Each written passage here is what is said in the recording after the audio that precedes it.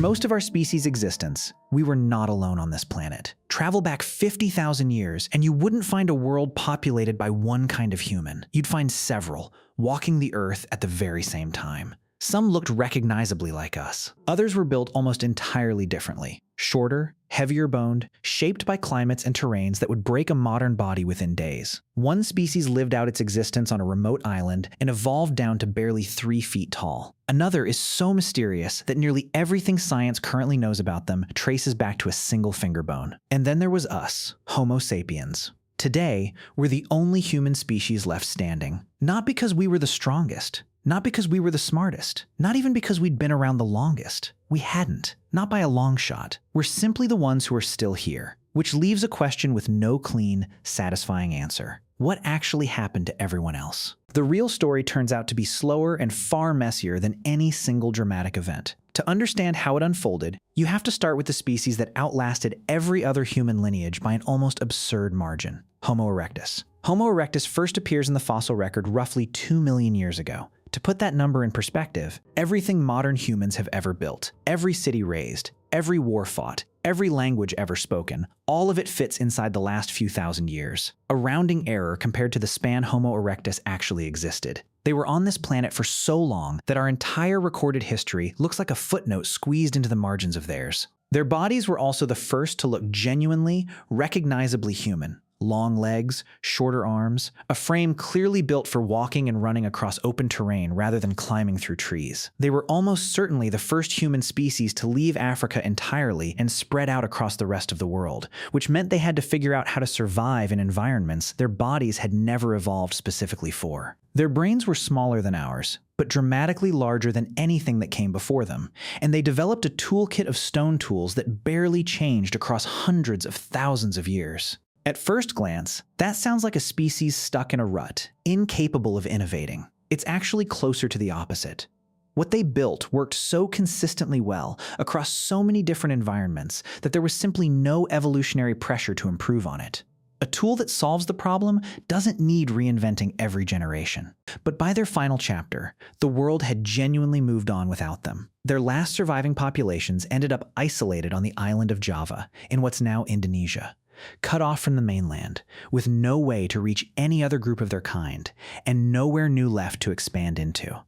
The forests they'd always relied on for hunting began shrinking around them. The animals they depended on grew scarcer and harder to track down. And without enough people, and without any new territory to fall back on and recover in, a species that had already survived nearly 2 million years of an unforgiving planet slowly, quietly ran out of options. Their last known fossils date to roughly 110,000 years ago. After outlasting glaciations, climate shifts, and everything else the Earth had thrown at them across 2 million years, Homo erectus was simply gone. Now for the Neanderthals, probably the single most misunderstood species in the entire human story. For decades, popular culture wrote them off as dim, brutish cavemen, barely capable of complex thought. That image was wrong from the start, and the more research accumulates, the more thoroughly wrong it turns out to be. Neanderthals were built for survival in ways that are genuinely hard to overstate. Their bodies were compact and powerful. Wide chests, thick bones, strong arms built for close, physical work. Their faces carried heavy brow ridges and unusually large noses, which warmed cold air before it ever reached their lungs, a direct physical adaptation to brutal Ice Age climates. Their brains, on average, were actually slightly larger than ours. They hunted large, genuinely dangerous animals at close range, a fact we know because their skeletons show injury patterns strikingly similar to modern rodeo riders, the kind of trauma that comes from repeatedly getting physically close to something powerful enough to fight back. They knew how to control fire, produced sophisticated tools, and there's growing archaeological evidence suggesting they buried their dead with real care and intention, not simple disposal. Neanderthals lived across Europe and Western Asia for more than 300,000 years. But around 45,000 years ago, Homo sapiens began moving into those exact same regions. For a stretch of a few thousand years, both species lived side by side. And DNA evidence confirms they didn't just coexist, they interbred, leaving genetic traces still present in many people alive today. But sharing a landscape with Homo sapiens created real, mounting challenges for Neanderthals. Both species were hunting many of the same animals and depending on the same stretches of land to survive. Homo sapiens tended to live in larger groups with wider, more far-reaching social networks, which let them share resources, knowledge, and support across much greater distances than Neanderthal communities typically managed. Neanderthals, by contrast, generally lived in smaller, more isolated bands, which made it harder for any single group to recover once things went badly. Layered on top of all this, the climate itself kept shifting.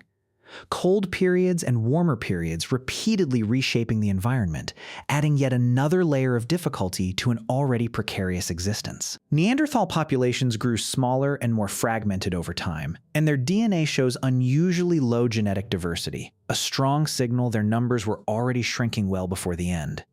By around 40,000 years ago, Neanderthals had vanished from the fossil record entirely. There was no single catastrophic event responsible. It was a slow convergence, competition for resources, a shifting climate, and steadily contracting populations that gradually pushed them toward extinction. Then there are the Denisovans, who stand apart from every other species on this list for one striking reason: we can barely see them at all. Their entire discovery began with a single finger bone, pulled from a cave deep in the Altai Mountains of Siberia, a fragment small enough to rest in the palm of your hand. When scientists finally extracted DNA from it, the results simply didn't match anything on record. Not Neanderthal, not Homo sapiens, not any previously known human species. It was something else entirely, a completely unrecognized branch of the human family tree, hiding undetected inside the genetic record until that one bone fragment gave it away. Since that initial discovery, only a handful of additional physical remains have ever turned up. A few teeth, a fragment of jawbone recovered high on the Tibetan plateau, and not much else. And yet, despite this almost non-existent fossil footprint, their genetic shadow turns out to be enormous. Denisovan ancestry shows up clearly in modern populations across parts of Asia and Oceania, with some Melanesian groups carrying as much as 6% Denisovan DNA in their genome today. Tibetans specifically inherited a Denisovan gene called EPAS1, which allows their bodies to function at extreme high altitudes where most human physiology would begin to fail. A species we can barely locate in the ground is, right now, quietly shaping how living human beings survive in thin mountain air.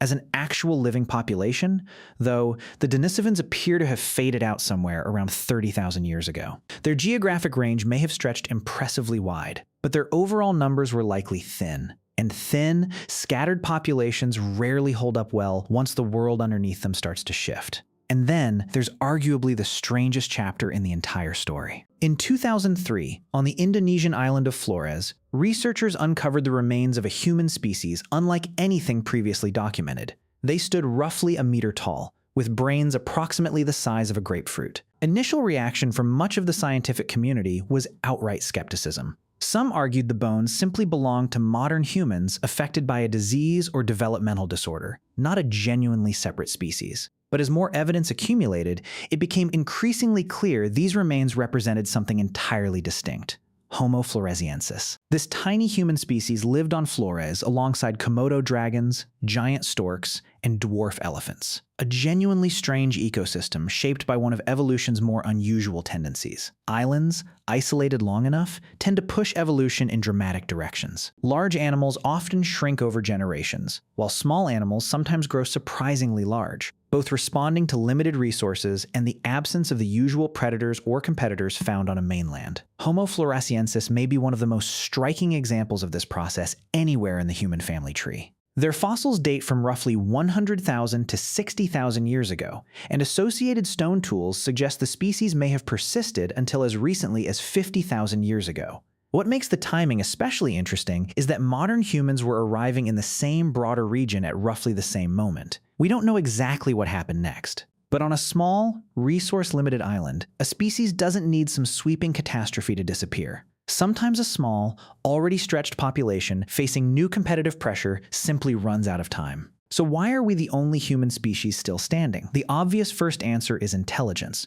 but that explanation falls apart almost immediately under scrutiny. Neanderthals were demonstrably intelligent, sophisticated toolmakers, and dangerous game hunters with possible burial rituals.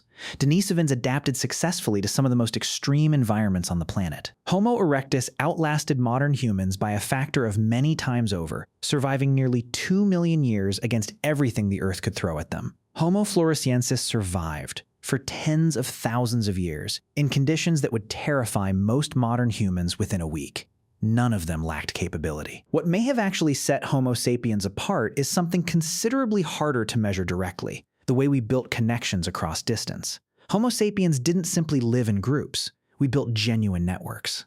Tools, techniques, and accumulated knowledge moved between separate communities in a way that doesn't appear to have happened at anywhere near the same speed or scale for any of these other species. When one group faced a crisis, everything they'd already learned didn't necessarily die along with them, because that knowledge had frequently already traveled elsewhere, carried by trade, migration, or simple contact between neighboring bands. When the climate shifted and entire regions became unlivable, our species had the structural flexibility to reorganize and relocate, precisely because we weren't permanently locked into any single place or any single survival strategy.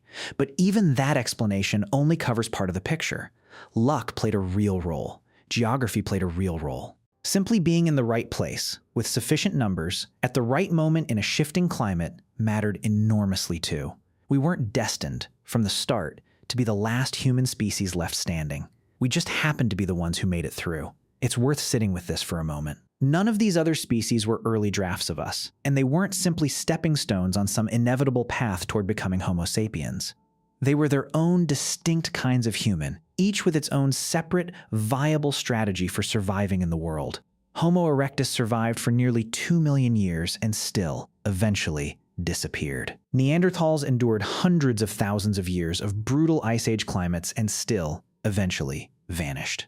The Denisovans left behind almost no physical trace at all, and yet fragments of their DNA are still quietly present in living people today, shaping physiology in ways science is only beginning to understand. For most of the story of our genus, we were just one branch among several, sharing a planet with other kinds of humans entirely. Now, for the first time in that long story, we're the only branch left.